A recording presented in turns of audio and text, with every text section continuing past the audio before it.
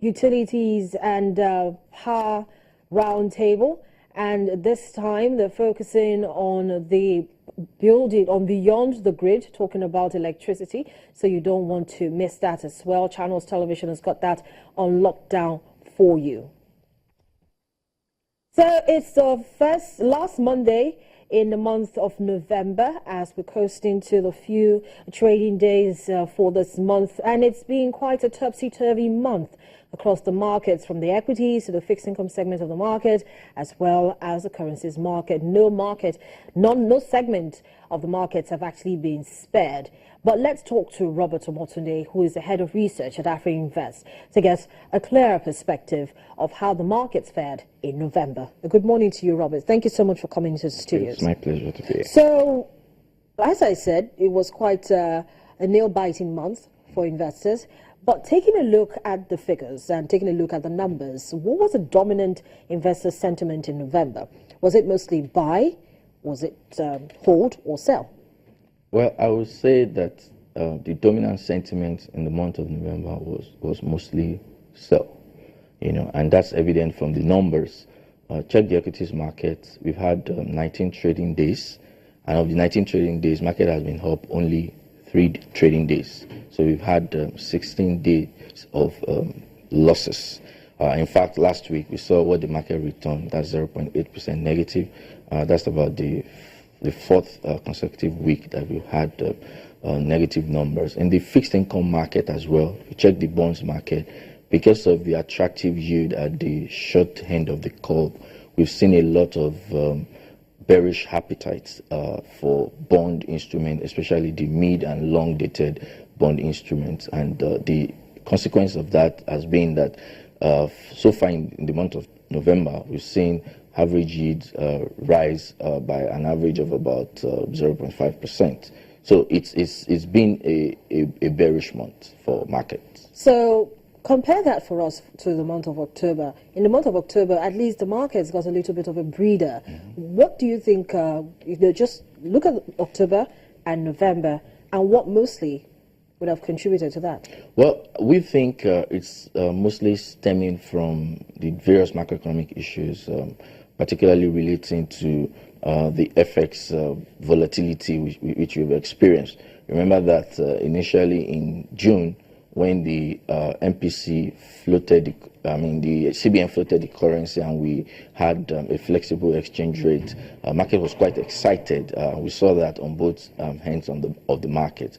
But recently, there have been some form of contrived stability of the interbank market in such that the rate that you see is not actually the rate at which most transactions get done. So that sentiment has been sort of affecting and have been pressuring market. Plus the fact that, because we have FX issues, is actually affecting the fundamentals of companies who have had to record higher cost of raw materials for doing their business. Of course, the banking sector is also not spared, and this has generally weakened investor sentiment. Plus the fact that also linked to the FS issue is the fact that we've had high inflationary pressure, which has also been dragging the performance of the fixed income market, because investors are trying to price in the inflation expectation into yields, and that's why we've seen this market performance this bad in the last. How much of the company's performance actually dampened investor spirit? Because from October into the early part of November, we saw third quarter results trickling into the markets. That's the equity segment of the market. How much of that, most of them actually reported very brutal numbers. How much of that affected consumers' performance? I think the market moved, judging by the number of days market had been up so far in the month of November, clearly captures that. You say that, of course, most companies churned in their numbers, and with the exception of the banking the tier 1 banks, they were able to report, so to speak, a fantastic number because of FX gains. Other sectors have been quite below expectation, and of course is in line with what I earlier pointed out, the fact that we have these macroeconomic issues that are dragging the performance of companies. So that sentiment of very poor performance across sectors, the consumer goods and even the industrial goods sector, all affected the performance of the market for the month of November. So what are investor sentiments at the moment? It's still weak, generally speaking.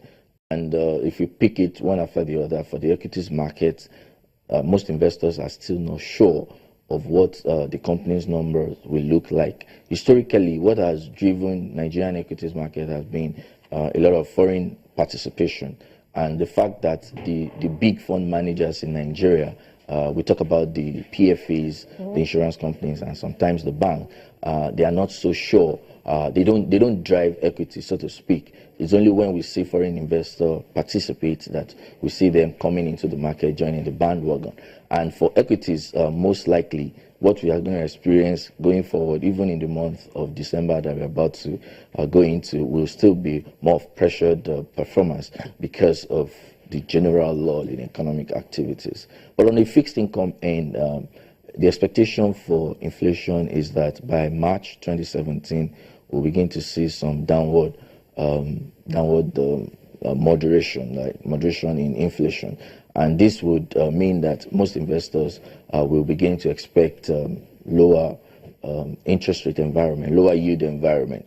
And that will kind of shape the sentiment for fixed income investment in the next coming months.